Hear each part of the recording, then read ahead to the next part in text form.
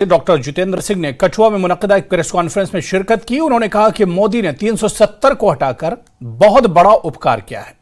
जितेंद्र सिंह ने कहा कि जम्मू कश्मीर के हालात को मुकम्मल तौर पर खराब नहीं कहा जा सकता और राजौरी हमले को भी नजरअंदाज नहीं किया जा सकता। मुतालिका महकमे और एजेंसियां इस पर काम कर रही हैं। उपकार किया है मोदी जी ने।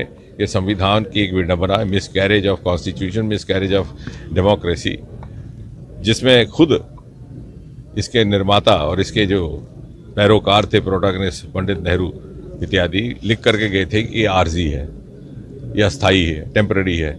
लेकिन समय गुजरने के साथ साथ उन्हीं के जो आगे जानेशीन आए, उन्हें लगा कि इसको बरकरार रखने में हमारा स्वार्थ है और वो अपनी मान्यता और प्रतिबद्धता को भूल गए। मोदी जी ने वो अधूरा काम पूरा किया जो शायद पंडित जी और उनके आने वाले पीढ़ियों के अनुयायी नहीं कर सकते।